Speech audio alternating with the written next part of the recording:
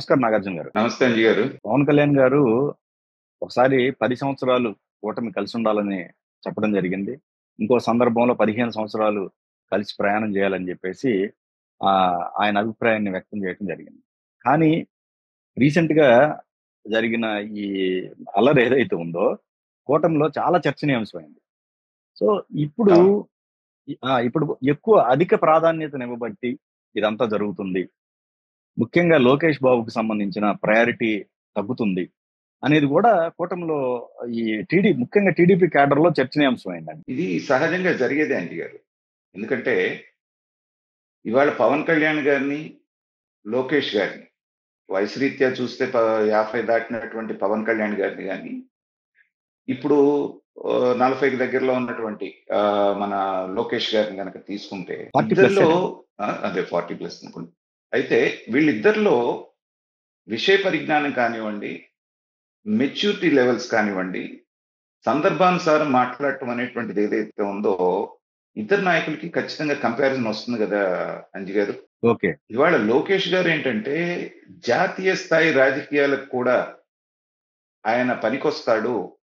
ఆయన యొక్క విషయ పరిజ్ఞానం కానివ్వండి, ఒక విషయం పట్ల అవగాహన కానివ్వండి, దాన్ని ఎక్స్‌ప్రెస్ చేసే పద్ధతి కానివ్వండి, చాలా పర్ఫెక్ట్‌గా ఉంది. ఒక మంచి రాజకీయ నాయకుడిగా ఆయన ఎమర్జ్ అవుతున్నాడు అనేటువంటిది మాలాంటి వాళ్ళందరం పదే పదే చెప్పాం. రాష్ట్రంలో ఉన్నటువంటి ప్రజల దగ్గరికెళ్లి మాట్లాడటం అనేది కాకుండా, నిన్న పారిశుద్ధ్య కార్మికులతో అతను కూర్చొని మాట్లాడినటువంటి పద్ధతి మంగళగిరి దగ్గర నుంచి, ఇండియా టుడే కాంక్లేవ్‌లో ఆయన మాట్లాడినటువంటి పద్ధతి వరకు, ఇండో అమెరికన్ లీడర్‌షిప్ సమిట్ దగ్గర అతను మాట్లాడినటువంటి పద్ధతి వరకు, ఏది చూసినా కూడా ఒక జాతీయ స్థాయిలో కూడా వేళ్ల మీద లెక్కబెట్టేటువంటి తగ్గ వ్యక్తులు మాత్రమే అలా మాట్లాడగలిగేటువంటి పరిస్థితి ఉందండి. ఆ లెవెల్‌లో లోకేష్ ఉన్నాడు.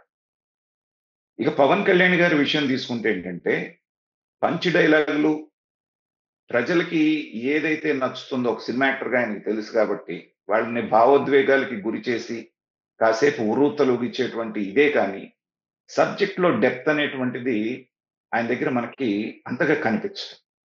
ఆ మాస్ ఆడియన్స్‌కి, మాస్‌కి ఏదైతే కావాలో దాని వరకే సరిపోతుంది గానీ, కొన్ని విషయాల్లో కన్‌ఫ్యూజన్ గూడా కనపడుతుంది. అతని దగ్గర క్లారిటీ గూడా లేదు.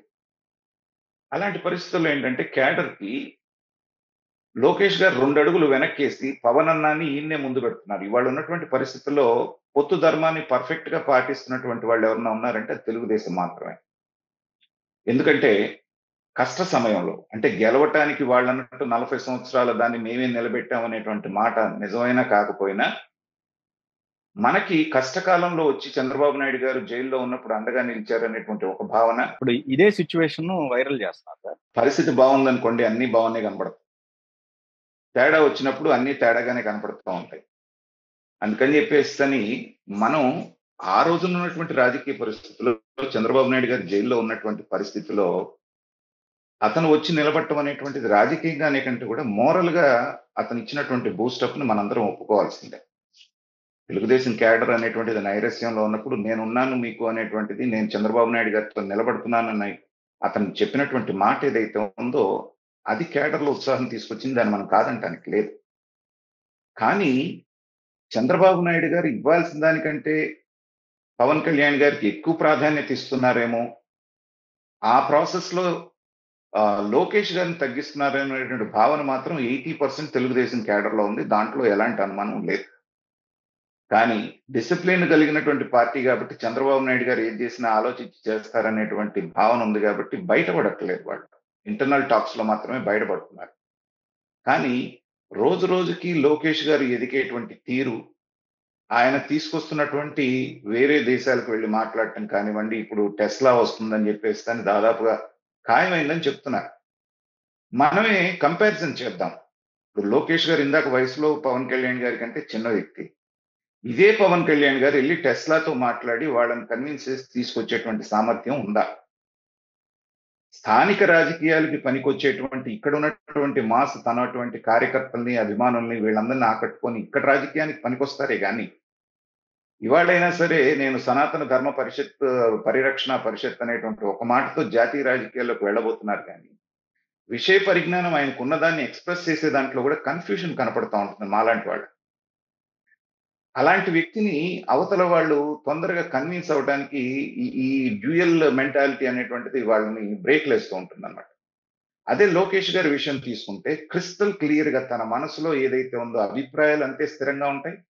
వాటిని అంతే స్థిరంగా ఆయన వ్యక్తీకరించడం, దాన్ని ఇంప్లిమెంటేషన్‌లో కూడా అలాగే చేస్తున్నారు.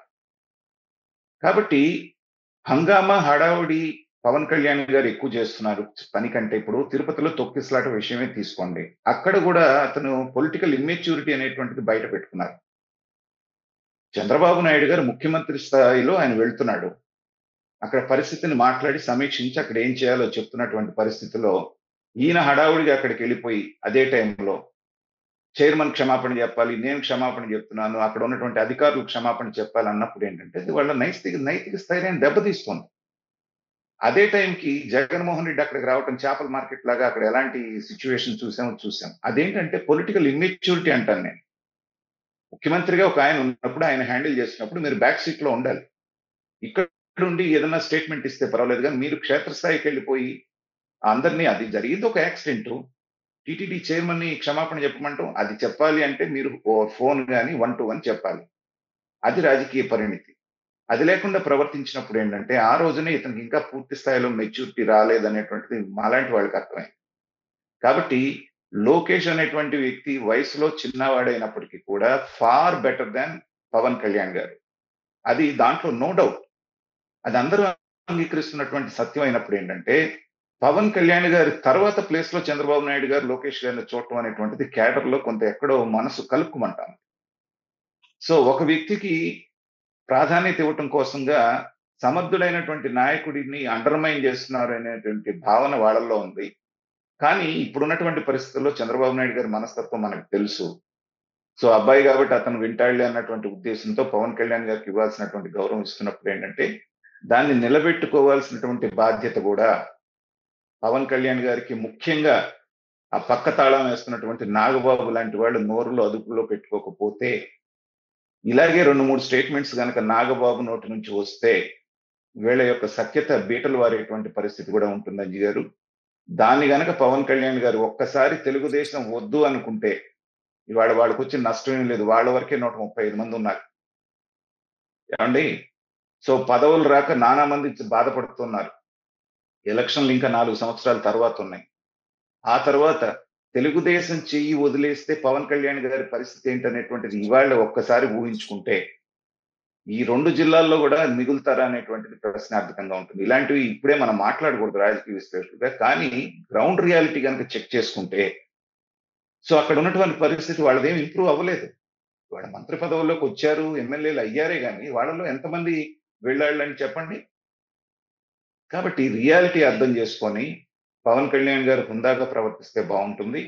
ఖచ్చితంగా నేను చెప్పాను కాదు మీకు ఇందాక అన్నట్టుగా ప్రజారాజ్యం పార్టీని ఎలా అయితే నాశనం చేశారో అల్లు అరవింద్ లాంటి వాళ్ళు వీళ్ళంతా కలిసి ఆ రోజున అది పాడైపోవటం కారణంలో పవన్ కళ్యాణ్ గారి కారణం కూడా ఉంది.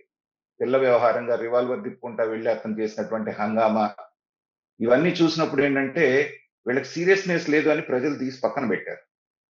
అలాగే ఇప్పుడు నాగబాబు ఆ రోజున అల్లు అరవింద్ పోషించినటువంటి పాత్రని ఇతను పోషించబోతున్నాడు కాబట్టి జాగ్రత్తగా లేకపోతే ఈ ఇలాంటి సంఘటనలే 2-3 గనక మళ్ళీ జరిగితే తెలుగుదేశం కేడర్లో ఉన్నటువంటి అసంతృప్తి గనక బద్దలైందనుకోండి, ఆ రోజున చంద్రబాబు నాయుడు గారు కఠిన నిర్ణయం తీసుకోవాల్సినటువంటి పరిస్థితి వస్తుంది. అలాంటి పరిస్థితే వస్తే తెలుగుదేశానికి జరిగే డ్యామేజ్ కంటే కూడా జనసేనకి జరిగేటువంటి డ్యామేజ్, ఎందుకంటే వాళ్ళకి సువర్ణావకాశం వచ్చింది. దాన్ని సద్వినియోగం చేసుకుంటే బాగుపడతారు.